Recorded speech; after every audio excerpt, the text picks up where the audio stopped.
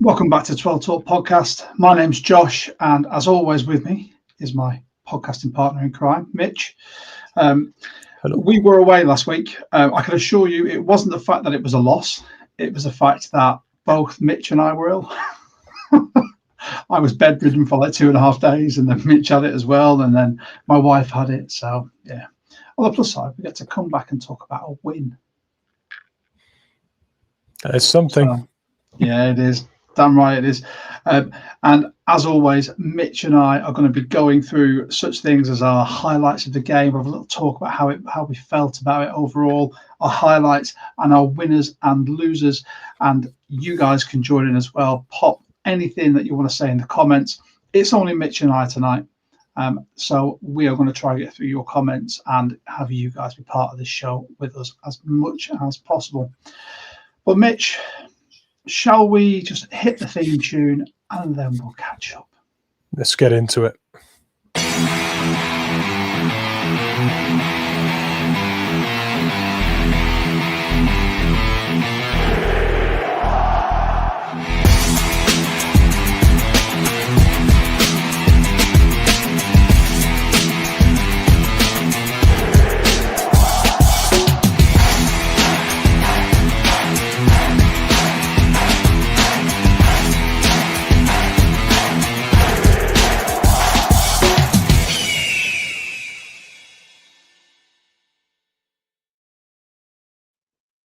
Still hits the right spot, that intro. Absolutely love the music. Thanks to everyone who's starting to join us. We really do appreciate it. Obviously, we know when the YouTube algorithm gets all out of whack when you don't post for a week. So we were getting out to people. We might not be getting out to as many, so feel free to share this. It really helps us. And also, if you are watching, hit the thumbs up button. Mitch, how are you feeling now, dude? Better? Yeah, just about. I mean, I had a lot going on last week, but I felt like I didn't really have the time to fully embrace my man flu with everything that was going on. It was like I couldn't dare just be sick for a day. I had to just keep showing up. So yeah, kind of. I feel like I haven't really properly recovered from it, even though I can actually breathe again, which is nice. But yeah, no, exhausting week actually. Yeah, I do. We don't have to go into it on here, but yeah, I feel your pain. Yeah, me, I was just struck down with lemon flu, bedridden, aches, pains, hot and cold sweats. It was lovely. And then as soon as I got better, my wife got it. So, so yeah, timing and energy was at an all-time low last week. And it didn't help, obviously, with the Seahawks losing such a close game. I really wish we could have discussed that because we had a fantastic guest lined up, but we'll get him on another couple of pods. Shall we start talking about this Titans game? Now, it's one of those where I'm like, a win's a win. And I've said this before, but it didn't feel like a convincing win, especially in that second half. I don't know if it's just me. No, for me it did. I feel a little bit like we've got to get a little bit used to some points of difference in comparison to previous seasons. I think we've already seen games this year where we've kind of blown teams away and we've been able to afford to take our foot off the gas a bit. When you look at the way that we approached point scoring in the second half, the ball didn't travel through the air as much. It was very much right, we'll keep it on the ground now. We'll focus on the run game. We'll give Ken some carries. It felt very much like an exercise in just seeing out the game and controlling it. And there was a garbage time score in there and things that made it look closer. I think what really makes it feel that way for you, Josh, and it does for me as well sometimes, is when you're blowing a team away in the first half, you like to think, how many can we score over? Like, what's the score going to be by the end of the game? And sometimes you only score another 7 or 10 points because you're not throwing 60-yard bombs anymore. It's ground and pound. And if you have a 3 and out, sticking true to that, fine. Then punt well and, make them cover the whole field. That's the arm's length we held the opponent at. But it's not the 40-point win or the 50-point win or the 200-yard game for JSN or the 4 touchdown game that Darnold could have. All of those things, if we wanted them, we could have had. Genuinely. It was that easy. We could have had whatever we wanted. And what did we choose? A healthy roster, control of the game, and trying to make sure Darnold didn't throw an interception in this game. It was. Do you know what I mean? I feel like that's the approach that they valued the most in that second half. I do get it, and I can fully appreciate where in the first half, when you showed that much dominance, the second half you'll pull some starters. I mean, I can imagine the conversation between Mike Mack and Kubiak being, look, that first half has shown what we can do. For the second half, let's get back to our philosophy and let's run this ball. Let's really try and build up some traction on that. I completely get it. I do. But I also really want a ruthless attitude of, right, foot to the throat time, guys. Let's really just let's show the league what we can do. And I think the scoreline flattered the Titans, especially as you've got to think 6 of those points came from a punt return, which we'll get onto after, because it sort of ground my gears a little bit. But yeah, I felt underwhelmed, and I don't know why, because like I said, a win's a win. But maybe I'm just expecting too much. I think I just, for me, one of the disappointments, and this is me being very greedy, I think we waited quite a long time for the Seahawks team to be legit front to back, not just last year we got a good defense, or last year we had a really good offense, or the coordinator's really good and he gets the best out of this QB, or it's not like a compartmental success this year. It feels like it's an overall success. Everything seems to be ticking at the same time, or certainly in some games or some quarters, it feels like that. I think you almost want to see the stat sheet and the individual player returns. We want to see a Ken Walker 100-yard running game with 2 touchdowns, or we want to see the red zone really efficient. We just want to see all these things, but we're not going to get it all in every game. Maybe I'm just being greedy. I mean Ken Walker, in all fairness, he had 100 yards collectively, 101. Yeah. So it's one of his better games this season. I still think he was caught short a couple of times, but we'll get through to that. I just think it was just an odd game to watch. I think I expected so much from it, and the first half delivered it, and the second half just delivered so little that I put my notepad down and stopped writing notes, apart from some highlight plays. But odd one. I genuinely thought that we would use this as something to just sort of stamp some dominance rather than a glorified practice in the second half. I mean, if we're going to start stamping dominance, the next 2 games are the ones where you really want to be doing that. 2 NFC opponents. I think it's the Vikings next week and then the Falcons. Is that right? Vikings, Falcons? Yeah, I think so. Weeks in a row. So double check. Yeah, so correct us in the chat if I'm wrong. But yeah, I'm pretty sure that's our next 2 opponents, and they're both NFC opponents. And when you look at the fact that we've already lost 2 divisional games, and we lost against the Bucks, we've got 3 NFC losses. So now's the time to really make some statement wins, put some statement wins together. That's absolutely what I think is now important. You look at what's going to be really important for this year. It's not how much we beat, the whipping boys, the Titans by. It will be, well, did you win your NFC matchups? Did you win your divisional matchups? What was your standing within your division?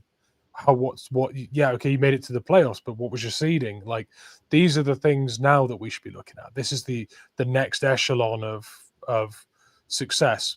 Putting up a ton of points against the Titans and losing one of those divisional games, not divisional, conference games, over the next 2 weeks.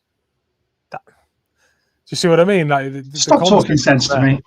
Stop. Let me be emotional. I get it. I really do. It's I think it's the fact that I found myself bored in the second half, that got my logical brain just left my body, and the emotional part took over. Where like I've coached rugby teams where foot to the throat style, we've won by over 100 points to nil, because I went, this isn't kids rugby, this isn't any of that. We keep going for the full 80 minutes, so we're just going to keep hammering it. Because from a team point of view, your morale goes right the way up to go, look what we can compete with, look what we can do, regardless of what team it is. If the next team we play is a little bit better, then it's a sliding scale. The team gets better, the score goes down, but then you end up meeting in the middle at the right time, where it then becomes a slugfest with people.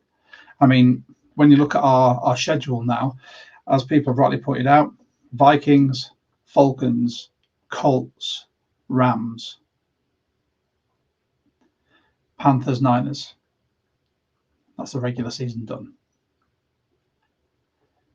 We should be able to put something up on the Vikings. The Falcons just can't piece anything together. Now they've got Kirk Cousins. The Colts will be a challenge if they come and play. The Rams are going to be a challenge if they come and play. Panthers are resurgent. And then we've got the Niners to finish the regular season.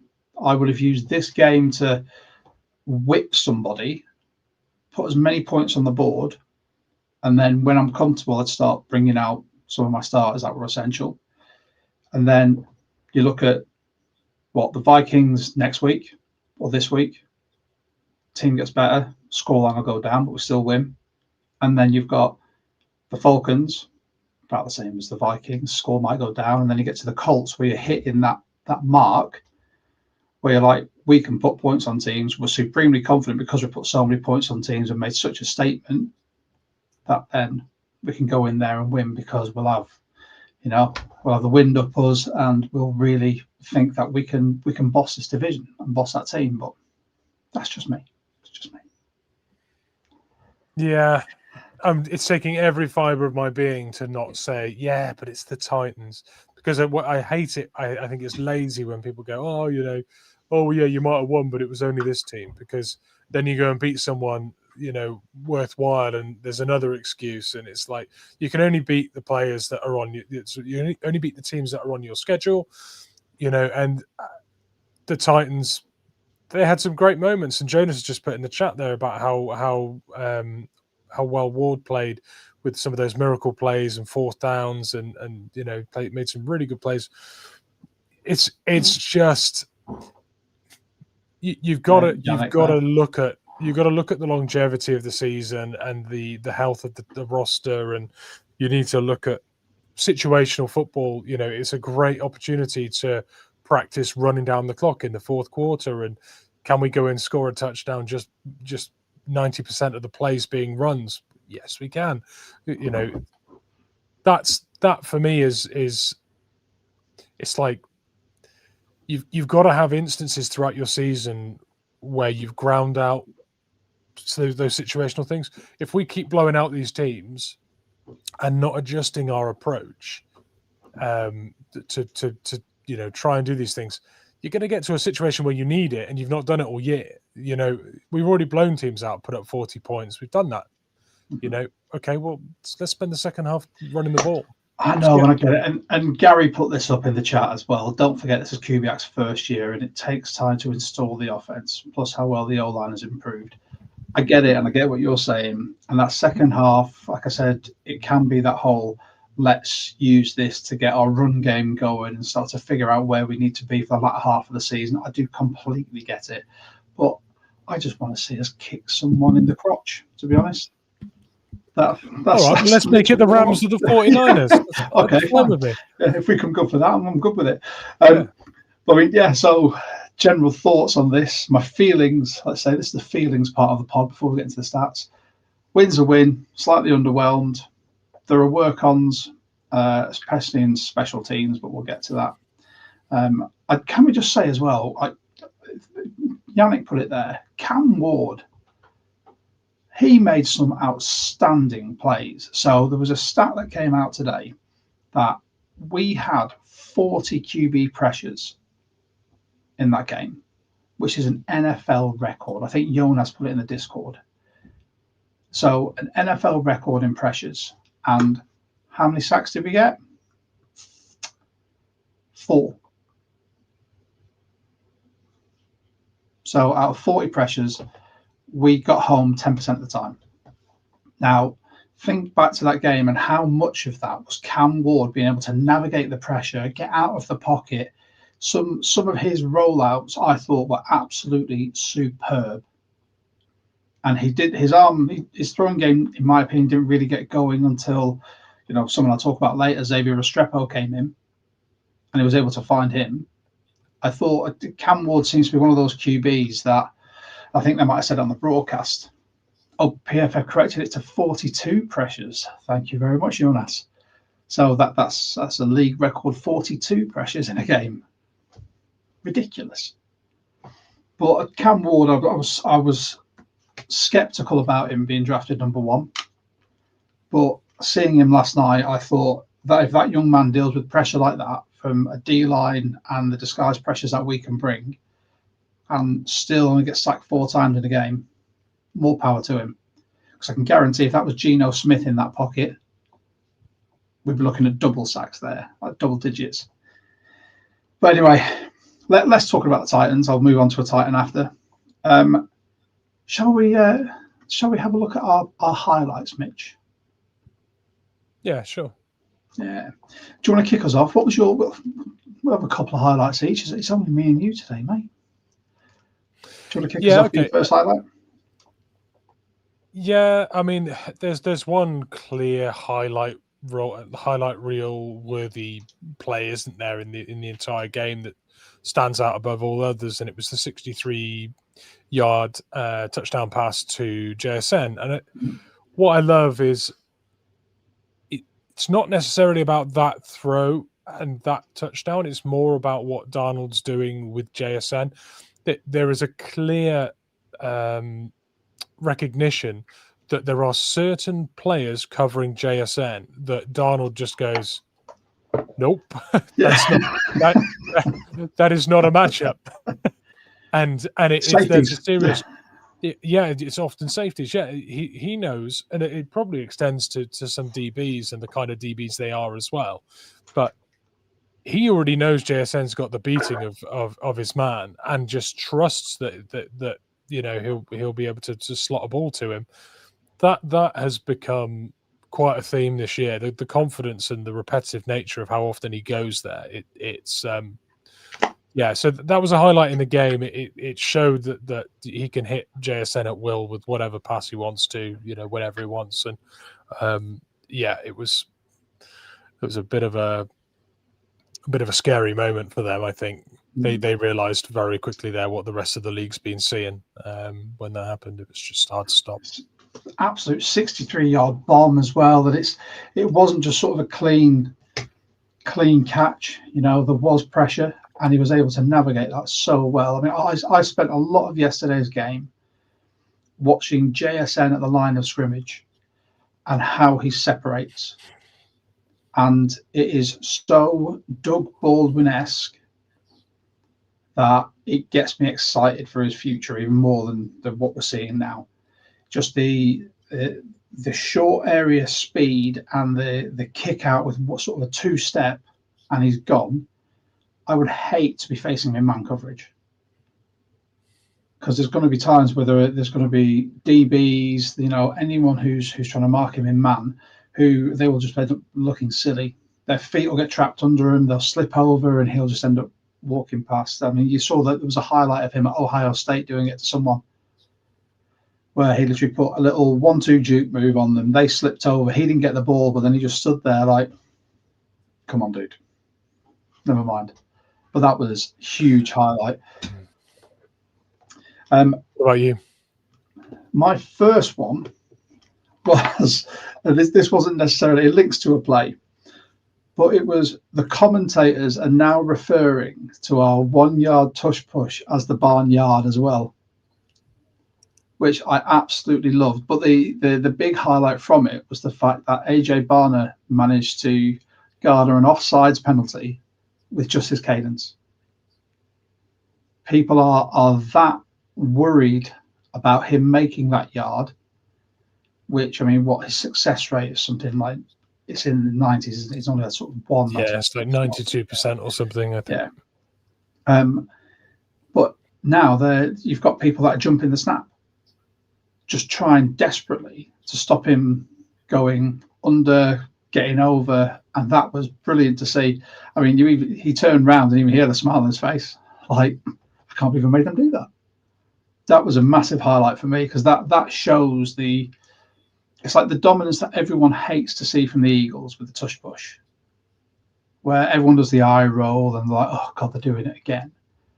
But it shows that we have that type of dominance with the barnyard, that teams now think the only way they can do it is to try and preempt the snap and hopefully get off at the same time the ball snapped. That was a massive highlight for me, because just AJ Barner just doing bits at the QB position. Yeah, he is. Yeah, he's being utilised in a really good bunch of ways. Like he's got so much value to this team as a receiving tight end, as a blocking tight end. You know, he's got value in those short yard situations, and formerly very important to us on special teams as well. He's just always found a way to be of huge value to this team, and it's just nice now that he's of huge value to the team as a starting tight end and receiving weapon. He deserves that. He's earned that. So yeah. You want my next highlight? Yeah, go on. A very, very memorable Tank Lawrence tackle for a loss on a running back play.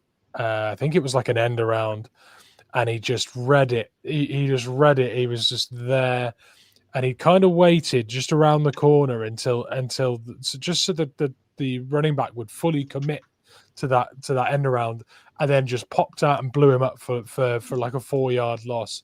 And it, to me, just showed the confidence that he has in his ability setting the edge. Like, he didn't just sort of commit to it. He knew it was happening. He read the play. He didn't sort of shoot straight around the corner, because the running back could have doubled back and found another crease. Instead, he waited till he was fully committed to it, and then went, no, not today. And it was great. And it just, like I say, it just shows the confidence in the scheme and the specialists that we have, and the difference makers, and that veteran nous as well, not to sort of jump that play too early. Yeah, just the timing on it was brilliant. I mean, to be honest, I think from our sacks yesterday, 3 of them came from the D-line.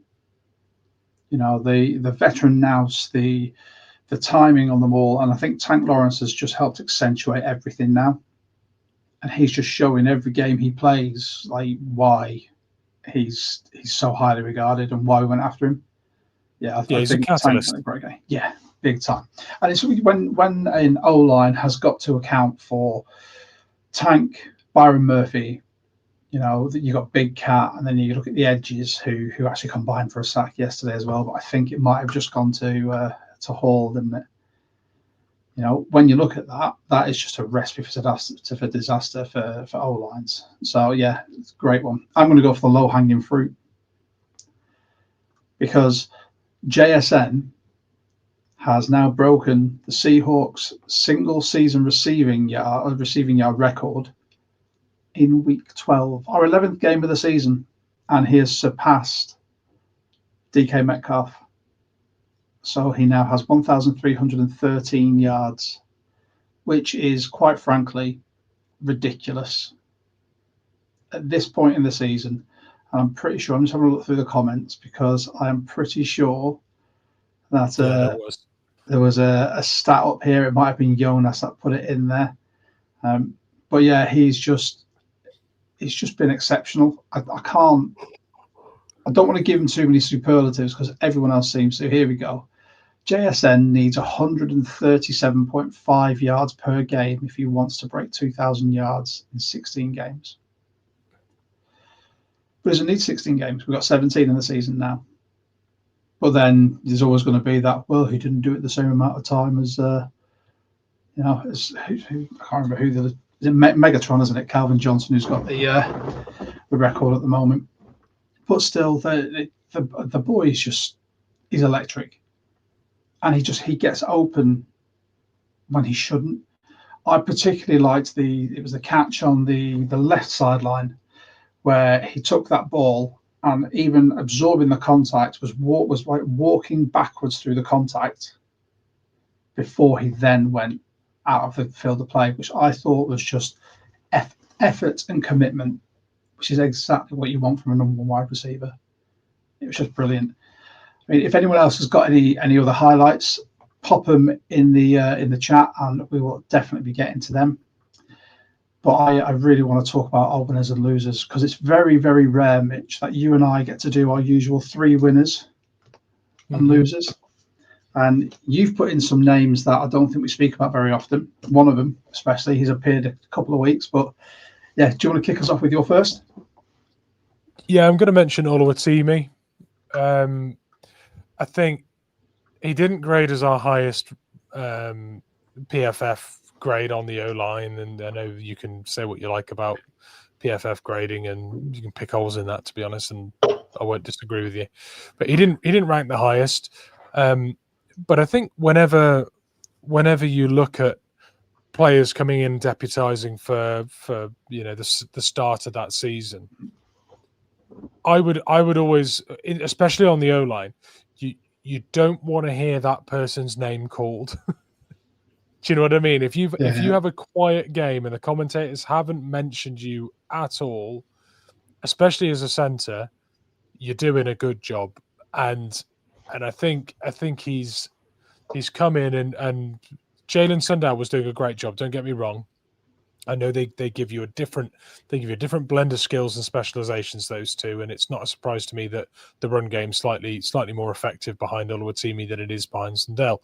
But I think that this is a big win for Oluwatimi, that people are very comfortable with him being where he is.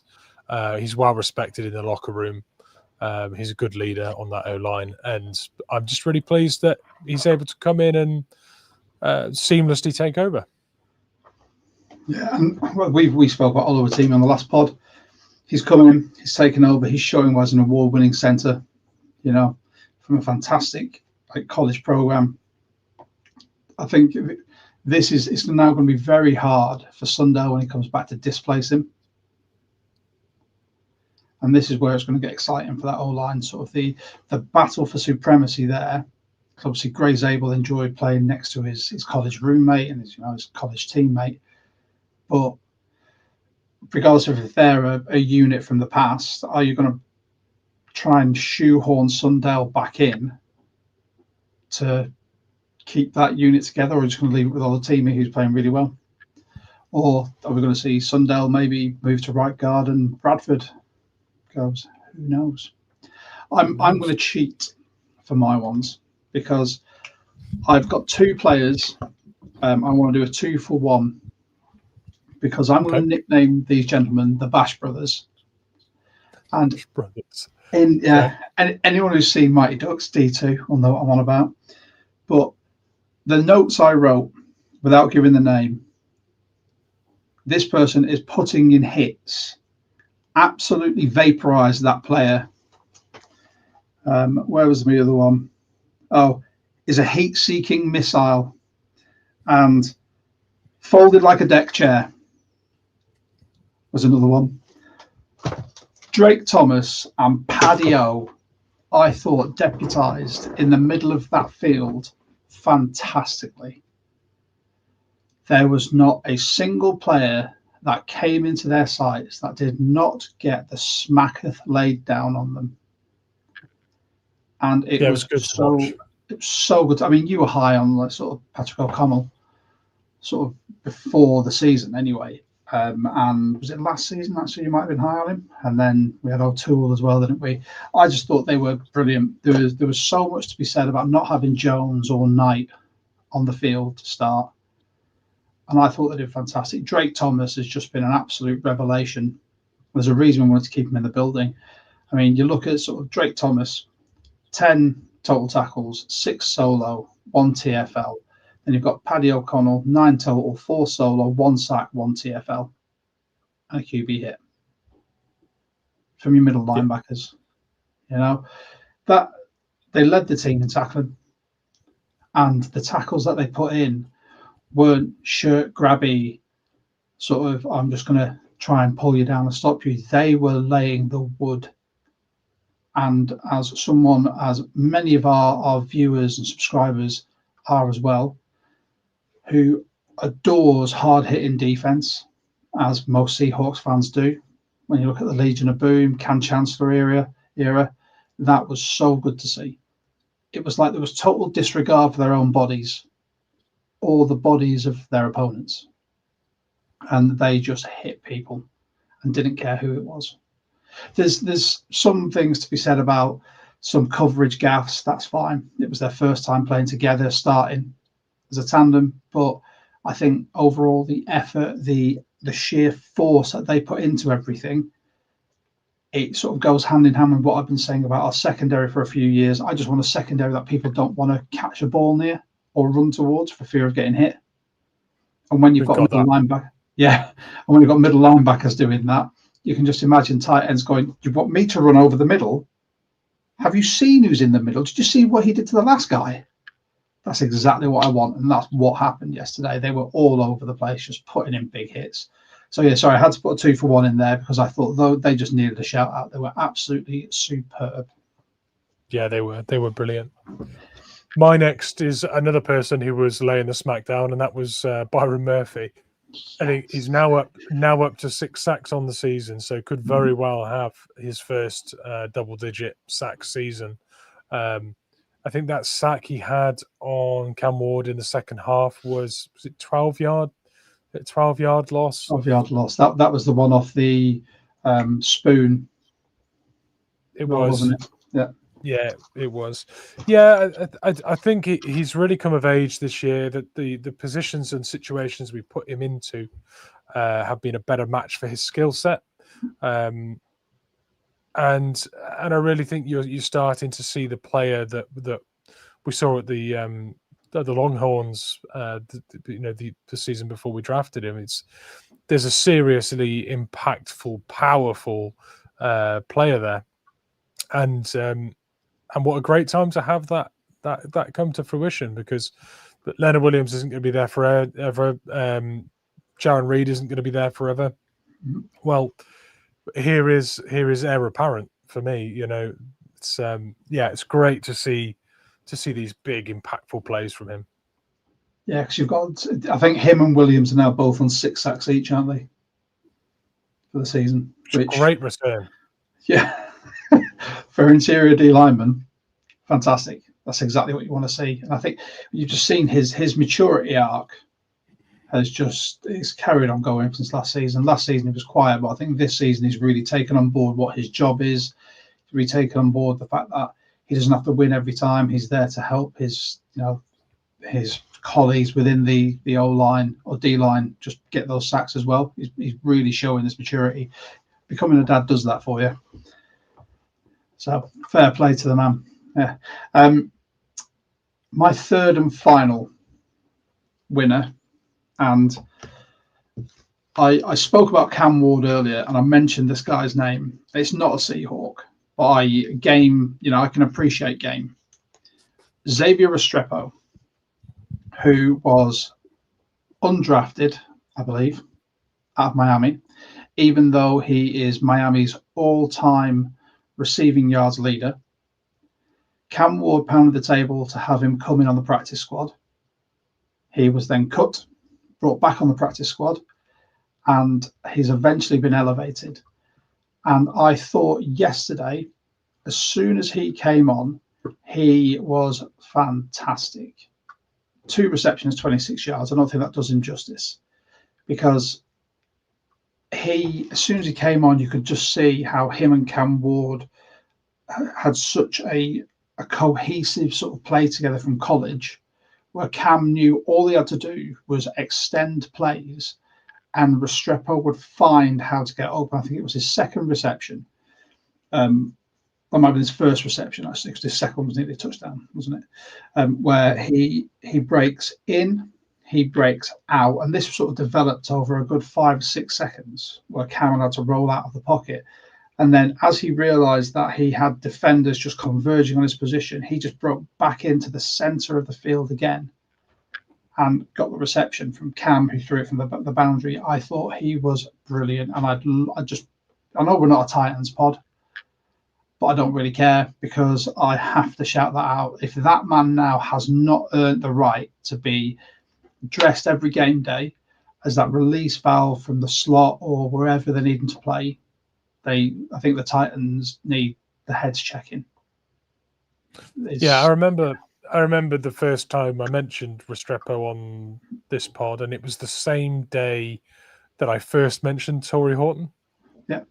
And I was trying to give you 3 wide receiver options as potential Tyler Lockett rounders, wasn't it? Yeah. And it was mid to late rounders, and I said that Torrey Horton would be my first choice, but he would be around second round, and obviously the injury that he suffered after we'd had done that pod meant that he ended up dropping right down people's draft boards. But so we got a real steal there. But Xavier Restrepo was a player that I really liked the look of, because he has that knack of just finding soft spots in coverage, and he really is quite a talented wide receiver. I know that some players think there's a few knocks. A few teams had a few reasons that they didn't like him for the next level, but he really does have great instincts for getting open. Yeah, I understand when you are a professional football player, especially a wide receiver, your job is to run routes. Depending on how militant your offensive coordinator is, you run this route, that's it. Your timing needs to be spot on. But sometimes a quarterback just needs a friendly wide receiver who will get open. If that quarterback is surveying his reads and he's going covered, but they're still moving, let me extend this another 2 seconds and see what happens. If you've got someone like Restrepo who just goes, I'm just going to find an open space. If he hits me amazing. If not, there's no real change. And that's exactly what the Titans got yesterday. And even the Seahawks, our defense was watching him, and we clocked the route he was going on. Nothing there. So he changed his route, nothing there. It was the third move where we'd all sort of converged and we were all set in our defensive spacing. And he went, there's a soft spot here, I'm just going to go there. Third time lucky, bosh, in. Hands up. Very, very impressed with that. I think at one point I even went like this. I was watching it on TV because it was just so nice to see. I love a bit of ad-libbing. Yeah, good. I think you're right. It was a lovely thing to see, because, like you say, someone going undrafted or being even as a late draft pick, if you were expected to go higher, it is great to see them make their way through the ranks and get on the field and then have an impact when they get there. So, yes, good story, that one, I think, for the game for the Titans. Yeah. My final winner is going to be Ken Walker. I think, for someone that has been in first or second gear for the whole season, I think this was, it's a great situation for him, being up in the first half, committing to the run in the second half, him amassing over 100 yards from scrimmage. Just what we asked him to do is exactly what he gave us, and I feel like there was a lot less. I know there was still some, but I think there was a lot less second guessing and again ad-libbing really here again from him. He seemed a little bit more decisive and a bit more sure of himself, which let's face it, we're going to get to the playoffs. How deep we go in the playoffs is going to depend on a number of factors, and the run game getting hot is going to be the kind of thing that really adds just the extra dimension to what our team's currently putting out there. So I like that we spent the half trying to get Ken Walker going. I like that he embraced that. He had a reception that went for 26 or 27, and he bookended that with a couple of nice runs. I think one was an 8, one was a 6. It was just really effective from him. Yeah, I mean, 11 carries for 71 yards. 6.5 yards per carry, still no touchdown, His longest run was 19. And I mean, Ken Walker's been much maligned on our pod, mainly by me, and I will hold my hands up and say that. But I actually saw something yesterday that made me go, maybe he could work. And I think a lot of that was down to, like you said, there was a few little ad-lib bits where he did a Ken Walker. But then when he was decisive in his cuts and decisive in sort of the angles or the gaps he was going to take, he looked good. Yeah, he did. I'm starting to think, is it just a confidence thing for him? I think sometimes you need to know. You need to know like what your role actually is, and I think that second half made it quite straightforward for him. It was, we're not going to throw the ball anywhere near as much in this half. We've got the lead. We're going to commit to running the ball. You are going to get, the odd series here and there. Charbonnet is going to get the odd series. When you are out there, we are going to be committing to getting the ball into your hands, and that was consistent. That was a consistent message with targeting in the passing game and with handing the ball off to him. So I think that kind of makes your life a little easier when, right, the second half I'm going to get a lot of the ball. Yeah. What do I need to do? Well, let's make sure I get an average of about 4 yards. It doesn't all have to be 20, 30 yards ripped off. Let's just make sure we fall forward, hit whatever is given to us decisively. And it was just really sort of intentional and purposeful. I mean, the thing is, he didn't get, like, when you look at it, the run game, we only had 20 rushing attempts, which obviously, I need to double check again about the time and possession, but in the second half with the run game, just letting the clock sort of disappear on us, that's basically what you just did there, was how I felt for the second half, mate. But anyone listening rather than watching, I have just yawned, and I'm also looking quite exhausted. You are. I guess it's going to get worse, mate. We wait till that baby gets here. I'll wait for the text messages from you at like 3 a.m. going, "Oh, Josh, you were right." Like, yeah. Why didn't you stop me? Couldn't be there physically too. But yeah, I mean, we had a nice comment here as well coming from Paul Craig 4751. Coach Mike seems to see K9 as his main back. About time, in my opinion. And there's no denying K9 has the talent to be an RB1 in this league. What's held him back is injuries and indecisiveness. He's got the speed. He's got the power. I still don't like him as an A or B gap runner, but he'll do in a pinch. But he's just been so indecisive and so injury prone. That's really held him back. And I think that's what's dented his confidence. But if Mike likes him that way, fine. Hopefully when it comes to contract extension, he doesn't start asking for a load of money. Well, I think there's two things that have gone really well for Ken this year. I know this statistically won't be his best year for touchdowns. It almost certainly won't be his best year for yards.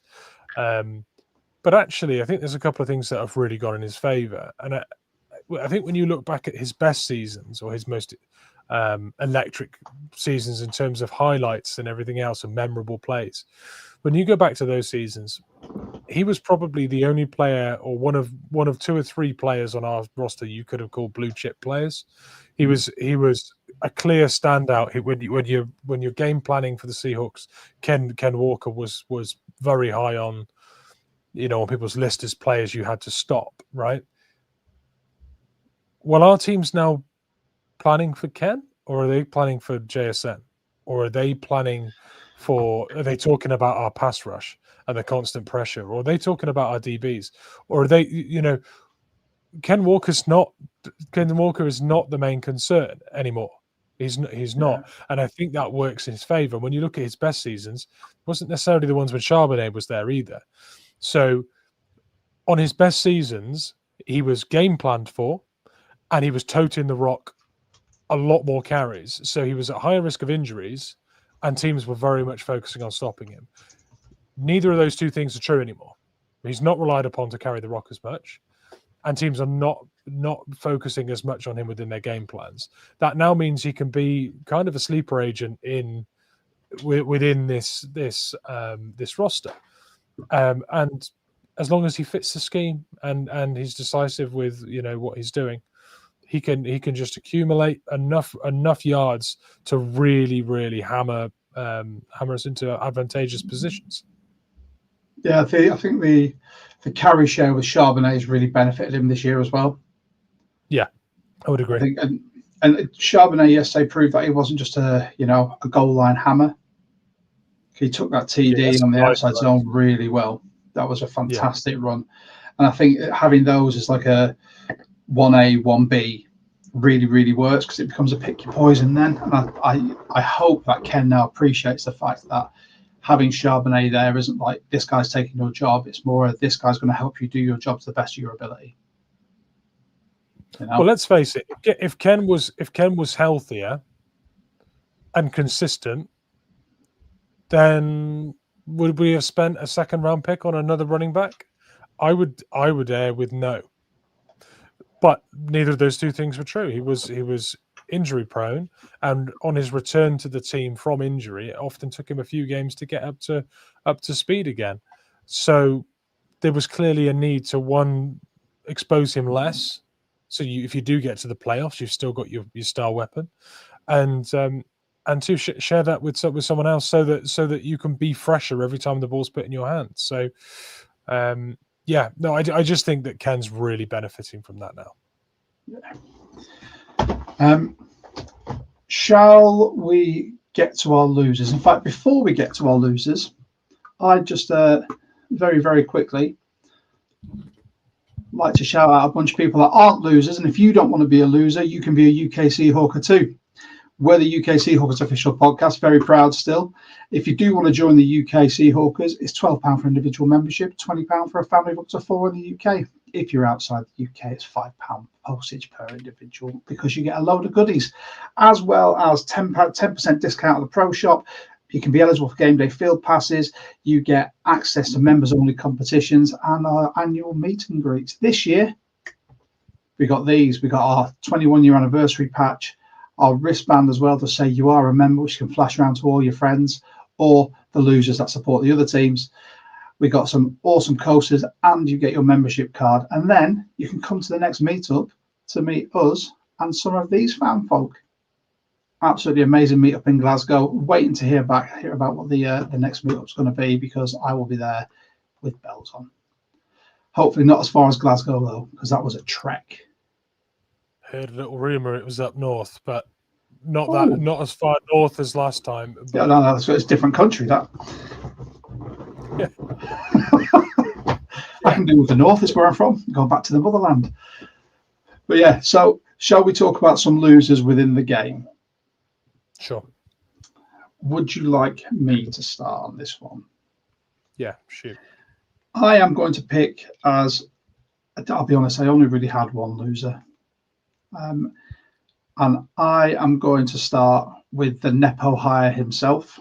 And this was, I was clutching a bit here because there wasn't a lot I could pick wrong, but Jay Harbaugh, purely for that punt return touchdown. And I don't know if it was a coaching issue or it was the players just converging on the ball issue. But there should not have been, the punt return team should not have been so heavily weighted to the right to allow the Titans play. Was it DK? Spelled Dyke, but I think it's DK. He just had all of the right side of the field open. There was one player out there, which it wasn't Jared Ivey. The name will come to me. But he was literally being waved over by his player. Say, just run over here. There's no one here. I've got you if anyone comes over. And because all of that sort of that punt return, the punt team had gone over to that side. It was Jamie Sheriff. There we go. Jamie Sheriff. Thank you very much. But yeah, because everyone had gone over to that side, it left Jamie Sheriff on an island by himself. So all it took was someone with DK speed to round everyone off and just go. Now, I'm sorry, Jay Harbaugh, I had to pin this on you as the coach because I didn't want to name the whole of the punt team. But that is just a coaching point where I think after that, Harbaugh's going to go, look, guys, I know we get excited for our special teams. I know you want to put in a big hit. I know you want to stop it where it is. But that proves that you need to guard the rest of the field. Because all it would have taken was maybe another 2 players out there, and that would not have been a touchdown. So there you go. That was my very tenuous loser. Nice. So that's the first time I've given Jay Harbaugh a loser for a while. Yeah, he's had a week off.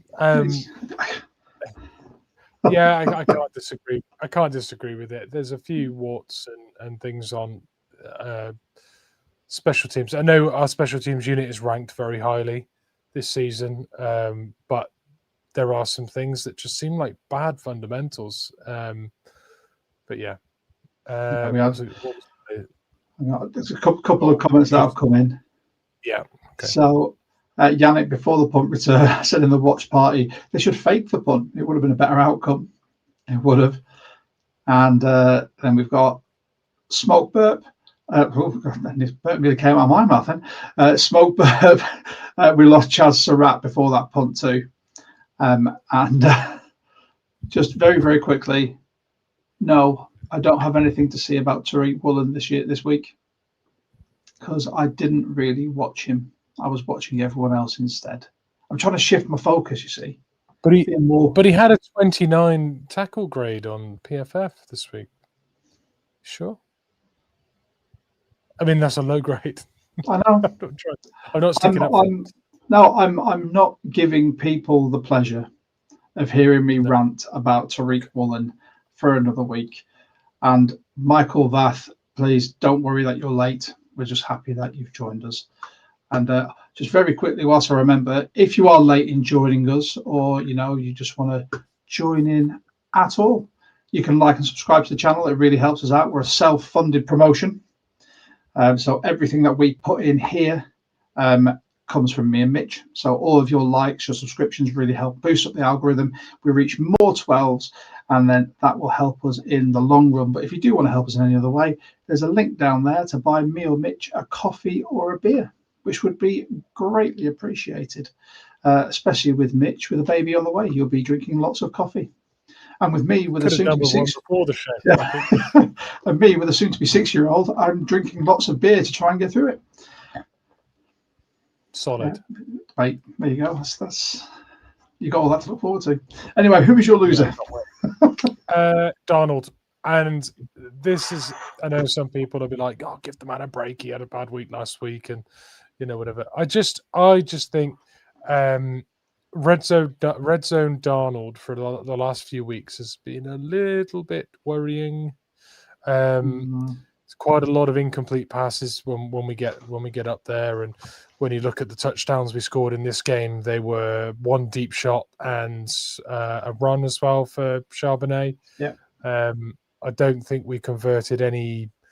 We didn't really get any. We didn't score any touchdowns from red zone throws, and I don't know that perhaps there's a niggling kind of thought there when throwing in the red zone that he doesn't want to force the ball into a situation where it gets picked. Maybe the 4 interceptions of last week are hanging over him a little bit. A bit of PTSD from that. Well, yeah, or possibly from the year before in the playoffs against the Rams, maybe. But yeah, I just felt like the Titans game after that Rams game felt like the perfect opportunity for him to go, well, there's four touchdowns, 350 yards. I've absolutely pulled out again. Yeah. Get back to what he'd done this year. We didn't really see that, but there could be an element of, the plays not getting called to showcase that. And it could well be that he's just making it so that if our player can't catch the ball, no one can, protecting that ball a little bit. There were a few occasions where he dirted it, which I was so happy about. Yeah. Because the week before, he would have really tried that. He would have tried for it and got an interception. There was corrected nearly, by Hawks goal. There was a touchdown for 13 yards to JSN. yeah. And actually, saying that, there could have been a second one for JSN, but he got shunted out of the back of the end zone, didn't he? He didn't get his feet down. So, Well, that would have been his third because he had 2 touchdowns, didn't he? He had the 63-yard bomb, and then there was the drive where it was the long, because it was 80 yards in total. There was a long pass to JSN, then there was the canine run, and then there was the pass to JSN for the touchdown. I was writing notes.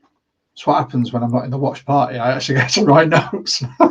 yeah, I was just having a good time.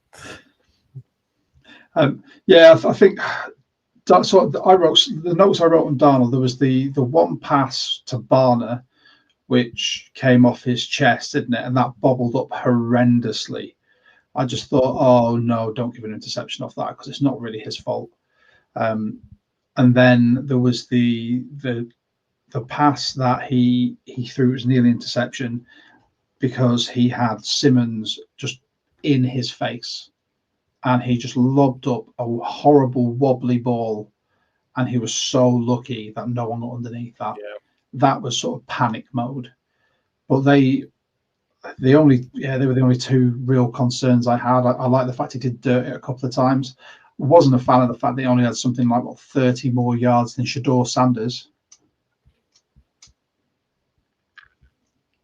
But yeah. He's a starter now, Shador Sanders. We're going to see a lot more of that circus. Well, it can't get any worse, can it? No, quite right. Look at that. Like a sleep influences memory. Thank you. Look at that. You guys are too nice. Cheers, Michael. You're letting me get away with too much. We had a week off, mate, after being ill, and we're both tired now. So we'll get back into this properly, and we've got obviously a pod next week. This week we were going to have Neil Elliott from 5 Star Imports on, but unfortunately Neil had his working nights tonight, so he couldn't come on. So we're going to get him on as well, because absolute guy, offers a fantastic service, and he's a Seahawks fan, which is always good. Did you have any more losers for the game? No, not really. I mean, I feel like everyone performed pretty well in the circumstances, and I think any real drop-offs probably came from play calling and protecting the game and protecting the ball. So not particularly. Yeah, I'll give you that. We'll keep it nice. I'm going to put myself back in my box for downplaying how the fact that we won. I said I just wanted to see more. I just want to see us. I really want that game where we put foot to throat and the game is over. I mean, obviously we've had it. Well, Saints, Cardinals, Commanders. I want more. I'm getting greedy for it now. It's rare we get this as a Seahawks fan. So with that, I think it's time we get to people's questions and comments. So I know you've been starring the comments and whatnot as we've been going through, haven't you? There's been a few, yeah. One thing that we always like to do, if you are new to the channel, as a community podcast, so you can either join the Discord, and we'll try bring back Discord member musings very soon. So you can join the Discord. It's completely free. The link is down there in the pod description thing. That will take you straight to the Discord. We can talk to us and Seahawks fans from all over the world, and it's just a great time. A really nice community in there, which we're very, very proud of. And the king of the Discord, Mitch, monitors it all. And we do try and do the Discord member musings where you guys get to ask questions before anyone else in the comments. So, Mitch, what comments have you got for us, sir? Well, some of these we've thrown up as we got along, but this one I really liked. So it was JSN said after the game that he has better ball tracking skills than the DBs, and he can feel them tensing up when he gets them one-on-one. I can very well believe it. I think there's probably 5 DBs in the league that would actually relish the challenge of facing JSN and not see it as a damage preservation kind of exercise. And he's going to get one of those in a couple of games, isn't he? Sauce Gardner is now at the Colts. The Colts, yeah, true. That'll be a heck of a matchup to watch. That's one to be in the watch party for.